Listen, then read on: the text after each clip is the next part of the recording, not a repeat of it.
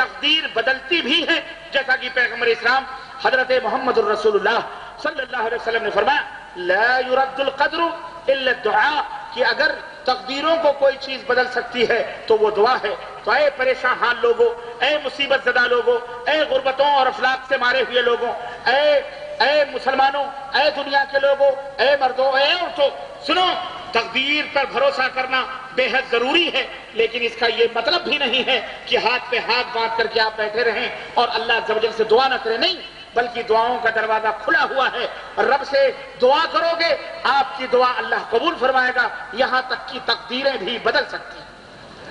یہ اسلام اور ایمان کی تعریف اور اسلام اور بنیاد کے پلرز تھے، جس کا علم حاصل کرنا آپ کو بھی، آپ کی عورتوں کو بھی اور بچوں کو بھی، جوانوں کو بھی، بوڑھوں کو بھی ضروری ہے، تاکہ آپ مرو تو کم از کم جنت کے مستحق ہو سکو۔ آپ کو علم ہوگا تب اس کے مطابق آپ عمل کریں گے، یہ نہیں کہ بس باپ دادے جو کرتے چلے آئے ہیں، کیا کریں، ہمارے باپ دادے یہی کرتے آئے ہیں، ہم اسی کے مطابق عمل کریں۔ باپ داداؤں کی باتوں پر عمل کرنا بری بات نہیں ہے، البتہ باپ داداؤں کی غلط اور بری باتوں کو اپنانا یہ برا کام ہے۔ باپ داداؤں کی وہ باتیں جو قرآن اور حدیث کے مطابق ہیں انہیں سراخوں پہ بٹھا لو، اور باپ داداؤں کی وہ باتیں جو قرآن و سنت کے خلاف ہیں ان کو چھوڑ دو۔ یہ نہ کہو ہمارے پچھلے کر کے گئے، ہاں تمہارے پچھلے ان سے بھی پچھلا کوئی رہا ہوگا، ان سے بھی پچھلا اور ان سے بھی پچھلے، سب سے پچھلے ہمارے اور آپ کے آخری نبی حضرت محمد الرسول اللہ صلی اللہ علیہ وسلم ہیں۔ اگر پچھلے کی بات ماننی ہے تو سب سے پچھلے ہمارے نبی حضرت محمد الرسول اللہ صلی اللہ علیہ وسلم ہیں، جو تمام لوگوں سے افضل ہیں، تمام لوگوں سے اعلیٰ ہیں، تمام لوگوں سے برتر ہیں، تمام لوگوں سے بالا ہیں، جن کا مقام اور مرتبہ اللہ رب العزت نے یہ فرمایا ہے کہ وَإِنَّكَ لَعَلَىٰ خُلْقٍ عَظِيمٍ، آپ اخلاق کی بلند چوٹیوں کے اوپر مالک ہیں، جن کا مقام اور مرتبہ اللہ عز و جل نے فرمایا وَرَفَعْنَا لَكَ ذِكْرَكَ، اے نبی ہم نے آپ کے لیے آپ کے ذکر کو بلند کیا ہے۔ جہاں جہاں رب ذوالجلال کی رب العالمینی کار فرما ہے، وہاں وہاں پیارے نبی حضرت محمد الرسول اللہ صلی اللہ علیہ وسلم کی رحمت للعالمینی جلوہ فرما ہے۔ جہاں جہاں رب کا قانون ہے، جہاں جہاں رب کی ربوبیت کام کرتی ہے، وہاں وہاں محمد الرسول اللہ صلی اللہ علیہ وسلم کی رحمت للعالمینی کام کر رہی ہے۔ اللہ اکبر، وَمَا أَرْسَلْنَاكَ إِلَّا رَحْمَةً لِلْعَالَمِينَ، اے پیارے نبی ہم نے ساری کائنات کے لیے آپ کو رحمت بنا کر کے بھیجا۔ یہی وجہ تھی کہ جب اللہ کے نبی، سنو یہ بنیادی باتیں سمجھنے کے بعد، یہ بنیادی باتیں سمجھنے کے بعد اور مزید آگے سنتے جاؤ، سنو اللہ کے رسول صلی اللہ علیہ وسلم کے بارے میں میں نے بتلایا کہ جو شریعت لے کر کے آئے، شخصیت کو سمجھنا بہت ضروری ہے۔ آج نبی علیہ السلام کی شخصیت کو نہ سمجھنے کی وجہ سے بہت سارے ایسے لوگ ہیں جو اسلام کو برا کہتے ہیں، اسلام کو گالی دیتے ہیں، اور یہی وجہ ہے مسلمانوں کہ نہ ہم نے شخصیت کا احترام کیا، نہ غیر جو شروع سے ہی ہمارے نبی کو نشانہ بنائے ہوئے ہیں، ظاہر ہے وہ لوگ کیا احترام کریں گے۔ شروع ہی سے نبی علیہ السلام کا کو نشانہ بنایا گیا، کفار مکہ نے بنایا، یہود نے بنایا، نصارہ نے بنایا، اور آج تک نبی کو نشانہ بنایا جا رہا ہے۔ وجہ اس کی یہ ہے کہ دنیا والے جانتے ہیں شخصیت جتنی اعلیٰ ہوگی دنیا کی سمجھ میں اس کی بات اتنی اعلیٰ طریقے سے آئے گی۔ یہی وجہ ہے کہ کفار مکہ جانتے تھے واقعی اللہ ہے، اللہ کو مانتے تھے، سب کچھ کرتے تھے، لیکن نبی علیہ السلام نبی اور اللہ کے نبی کی شخصیت کو بھی مانتے تھے۔ شروع میں آپ کو امین کہا گیا، صادق کہا گیا۔ اللہ کے نبی صلی اللہ علیہ وسلم نے جب پہلی دعوت کوہ صفا سے کھڑے ہو کر کے دی تو آپ صلی اللہ علیہ وسلم نے سب سے پہلے یہ نہیں کہا کہ لوگوں لا الہ الا اللہ پڑھ لو کامیاب ہو جاؤ گے، نہیں، سنو، اللہ کے نبی نے جب سب سے پہلی دعوت دی تو سب سے پہلے اپنی شخصیت کو منوایا ہے۔ کوہ صفا پہ چڑھ کر کے اپنی شخصیت کو منوایا کہ یارو، اے مکہ کے لوگوں میرے بارے میں تمہارا کیا خیال ہے؟ مکے کے لوگوں نے کیا جواب دیا؟ مکے لوگوں نے کہا کہ آپ تو بڑے ہی امین ہیں، بڑے ہی امانت دار ہیں، بڑے ہی سچے ہیں۔ اللہ کے نبی صلی اللہ علیہ وسلم نے بتلایا میرے بارے میں اتنا یقین کرتے ہو کہ اگر میں یہ بتلاؤں کہ جس پہاڑی پر میں کھڑا ہوا ہوں اس پہاڑی کے پیچھے ایک لشکر جرار ہے جو تمہارے اوپر حملہ کرنا چاہتا ہے، کیا میری اس بات کے اوپر تم یقین کرو گے؟ تمام اہل مکہ نے کہا ہاں ہم یقین کر لیں گے، بھلے ہم نے نہیں دیکھا ہے پھر بھی یقین کر لیں گے۔ وجہ کیا ہے؟ وجہ یہ ہے کہ جب سے آپ پیدا ہوئے ہیں آج تک ہم نے آپ کو جھوٹ بولتے ہوئے نہیں پایا ہے، آپ کو ہم نے کبھی کسی کے ساتھ جھگڑا کرتے ہوئے نہیں پایا ہے، آپ کو ہم نے کبھی غیر امانت دار نہیں پایا ہے۔ نبی علیہ السلام نے فرمایا اگر میرے بارے میں تمہارا اتنا ہی یقین ہے تو ذرا بتلاؤ، میں تمہیں ایک بات بتلانا چاہ رہا ہوں۔ دیکھو سب سے پہلے شخصیت منوا لی گئی، نبی علیہ السلام نے اپنی ذات کو منوایا، اپنی شخصیت کو منوایا۔ کیوں؟ کیونکہ شخصیت معتبر ہوگی تب بات معتبر ہوگی، اگر شخصیت غیر معتبر ہو گئی تو کسی کا میسج، کسی کی بات معتبر نہیں ہو سکتی، بھلے وہ کتنی اچھی اور کتنی سچی اور کتنی صاف اور ستھرا کیوں نہ ہو۔ نبی علیہ السلام نے سب سے پہلے اپنے آپ کو منوانے کے بعد فرمایا سنو، اب جب تم میرے بارے میں یہ یقین کرتے ہو تو میں یہ تم سے کہتا ہوں قولوا لا الہ الا اللہ تفلحوا وتملكوا الارض والعجم۔ اے میرے قبیلے کے لوگوں، اے میرے خاندان کے لوگوں، اے میری بستی کے لوگوں، لا الہ الا اللہ پڑھ لو، لا الہ الا اللہ پڑھ لو، کامیاب ہو جاؤ گے۔ تملكوا الارض والعجم، عرب و عجم تمہارے قدموں میں آ جائیں گے، سب کے تم بادشاہ، سب کے تم قائد، سب کے تم رہنما بن جاؤ گے۔ اللہ اکبر، کتنی اعلیٰ اور کتنی بہترین تعلیم تھی۔ یہاں جس نقطے کی طرف میں اشارہ کرنا چاہ رہا ہوں وہ نقطہ شخصیت محمدی کا ہے صلی اللہ علیہ وسلم، کہ نبی علیہ السلام نے اپنی شخصیت کو، اور یہی وجہ ہے کہ قرآن کریم میں جا بجا اللہ رب العزت نے نبی کی شخصیت کو ہائی لائٹ کیا ہوا ہے، نبی کی ذات کو۔ یا ایھا الرسول بلغ ما انزل الیک، اے رسول آپ ان باتوں کو پہنچا دیجئے جو آپ کی طرف اتاری جا رہی ہیں۔ یا ایھا المدثر قم اللیل یا ایھا المدثر، اے چادر اوڑھنے والے رسول، یا ایھا المزمل، اے چادر اوڑھنے والے رسول۔ جگہ جگہ نبی علیہ السلام کو مخاطب کر کہیں رسول کہا جا رہا ہے، کہیں مزمل کے، کہیں طٰہٰ سے، کہیں یاسین سے، کہیں مدثر سے، کہیں مختلف القاب اور مختلف خطابات سے۔ اللہ تبارک و تعالیٰ اپنے نبی کے مقام اور مرتبے کو دنیا کے سامنے بتا رہا ہے۔ کہیں فرما رہا وَمَا أَرْسَلْنَاكَ إِلَّا رَحْمَةً لِّلْعَالَمِينَ، اے میرے حبیب ہم نے تو آپ کو سارے جہانوں کے لیے رحمت بنا کر کے بھیجا۔ کہیں فرماتا ہے قُلْ يَا أَيُّهَا النَّاسُ إِنِّي رَسُولُ اللَّهِ إِلَيْكُمْ جَمِيعًا، سارے سنسار کے باسیوں سے کہہ دو کہ میں صرف کلمہ پڑھنے والوں کا مسلمان،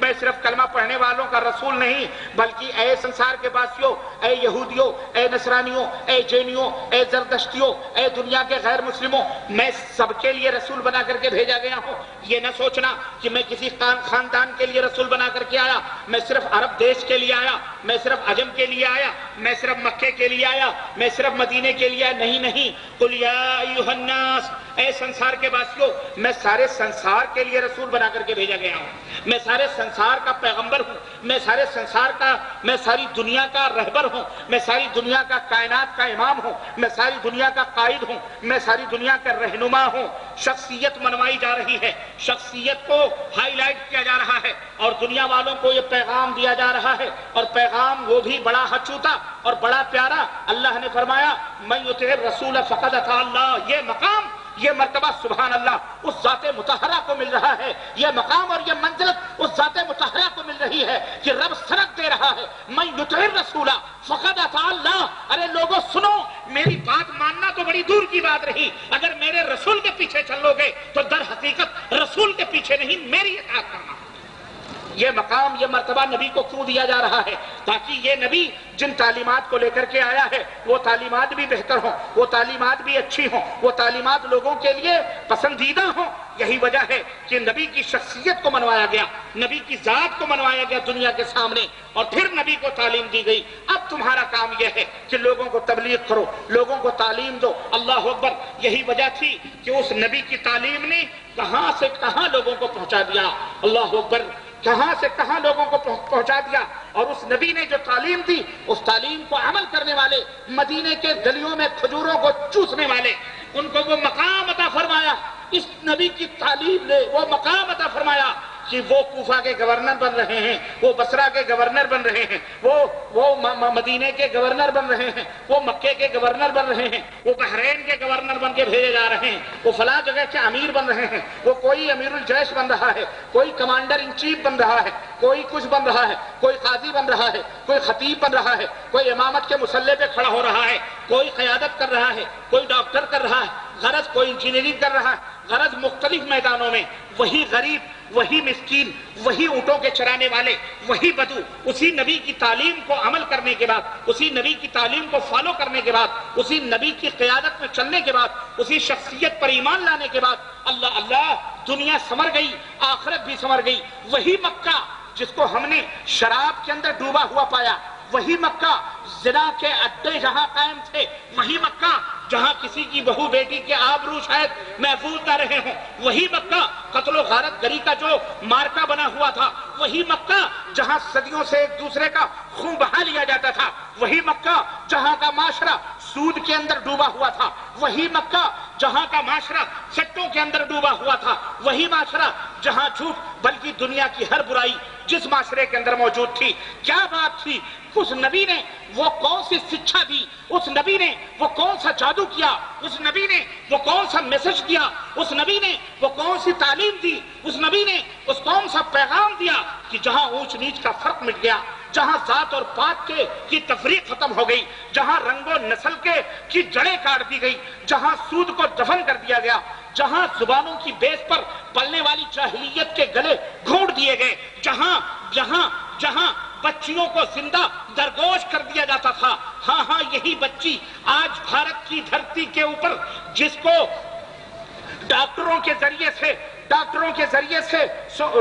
الٹرا ساؤنڈ کروا کر آج یہ دیکھ کر کے آج یہ جاہلیت ہمارے ملک کے اندر، یہ سب سے بڑی افسوسناک بات ہے۔ آج سے 1400 برس پہلے اسلام نے اس کی طرف اشارہ کیا تھا، اور یہ خرابی مکے کے معاشرے میں موجود تھی، اور افسوس کے ساتھ یہ کہنا پڑتا ہے آج کے اس ترقی یافتہ زمانے میں بھارت کے اندر موجود ہے۔ آج جو لوگ عورتوں کی برابری کا دعویٰ کرتے ہیں، عورتوں کی مساوات کا دعویٰ کرتے ہیں، میں ان سے پوچھنا چاہوں گا ان کے سماج کے اندر، ان کے سوسائٹی کے اندر ڈاکٹروں کو الٹرا ساؤنڈ کے ذریعے سے ان کو پیسے دے کر کے یہ پوچھے جاتے ہیں یہ پیٹ میں پلنے والا عورت کے میرے بیوی کے پیٹ میں یہ بچہ ہے یا بچی ہے؟ اگر بچی ہے تو اس کو دواؤں کے ذریعے سے استغفر اللہ اس زندہ بچی کو کاٹ کر کے ماں کے پیٹ سے زبردستی اسے باہر نکالا جاتا ہے۔ دف ہے ایسی انسانیت پر، افسوس ہے ایسی انسانیت پر اور ایسی بے رحمی پر کہ وہ عورت جس عورت کا تقدس اسلام نے جس عورت کو مقام عطا فرمایا، آج عورتوں کی برابری کا دعویٰ کرنے والے وہ مقام اور وہ عزت عورت کو نہ دے سکے، بلکہ پیٹ کے اندر پلنے والی وہ ننھی منھی روح، وہ ننھی منھی بچی تڑپ کر وہی دم توڑ دیتی ہے۔ ارے میں تو یہ کہوں کہ یہ تو مکے سے بھی زیادہ لوگ گھٹیا، مکے سے بھی زیادہ شقی القلب، مکے کے لوگوں سے بھی زیادہ سخت دل لوگ ہو تم، جو اپنی بچیوں کے گلے ماں کے پیٹوں کے اندر جو ہے گھونٹ دیتے ہو۔ شرم اور حیا کو بھی شرم آتی ہے۔ سنو وہی مکہ کی دھرتی تھی جہاں پر قرآن نازل ہوا، وَإِذَا الْمَوْءُودَةُ سُئِلَتْ بِأَيِّ ذَنبٍ قُتِلَتْ۔ اے بچیوں کو مارنے والوں، اے عورتوں کو ختم کرنے والوں، سنو، اللہ ارشاد فرماتا ہے قیامت کے دن یہ بے گناہ بچیاں زندہ کی جائیں گی، پوچھی جائیں گی، تم پیٹوں کے اندر مارو چاہے پیدا ہونے کے بعد دفن کرو، پوچھے جاؤ گے، اللہ پوچھے گا ان بچیوں سے۔ جب وہ نوزائیدہ بچی پوچھی جائے گی بِأَيِّ ذَنبٍ قُتِلَتْ، اے اللہ کی بندی تجھے کس گناہ کی بیس پر مار ڈالا گیا؟ تیرے باپ نے، تیرے باپ کے ماں نے، ساس نے، دیور نے، سسر نے یا کسی نے کیوں تجھے ختم کر دیا تھا؟ وہ پوچھی جائے گی، وہ بچی جواب دے گی۔ پھر تمہارا کیا حشر ہوگا؟ سوچو۔ تو مکے کی دھرتی پر نبی علیہ السلام نے ان بچیوں کو جنہیں زندہ درگور کر دیا جاتا تھا، زندہ دفن کر دیا جاتا تھا، غور کرو اس عالم کے اندر ایک صحابہ کرام ہیں رضوان اللہ رضی اللہ تعالی عنہ، نبی کی خدمت میں حاضر ہوتے ہیں اور اللہ کے رسول صلی اللہ علیہ وسلم تذکرہ فرما ہیں، کہہ رہے ہیں، اللہ کے نبی سے بیٹھ کر تذکرہ ہو رہا ہے، اور تذکرہ کیا کر رہے ہیں؟ زبان جاہلیت کا تذکرہ ہے۔ اللہ کہتے ہیں اللہ کے نبی میں مسلمان تو ہو گیا ہوں، لیکن ایک بات سوچ کر کے جب میں سوچتا ہوں تو رونگٹے کھڑے ہو جاتے ہیں، اللہ کے خوف سے دل لرزہ برندام ہو جاتا ہے۔ اے اللہ کے نبی میں وہ بات آپ سے عرض کروں۔ اللہ کے نبی نے فرمایا کیا بات ہے؟ کہنے لگے اللہ کے نبی زمانے جاہلیت تھا، اس زمانے جاہلیت میں لوگ اپنے بچیوں کو زندہ درگور کر دیا کرتے تھے، زندہ دفن کر دیا کرتے تھے۔ ایک دن میرے گھر میں بھی ایک بچی پیدا ہوئی، بڑی حسین، بڑی خوبصورت، میں کسی سفر میں تھا، میری بیوی نے میری بچی کو، ماں کی ممتا تھی، ماں کی محبت تھی، مائیں اس سے ناراض تھیں جو مرد لوگ کرتے تھے اس معاشرے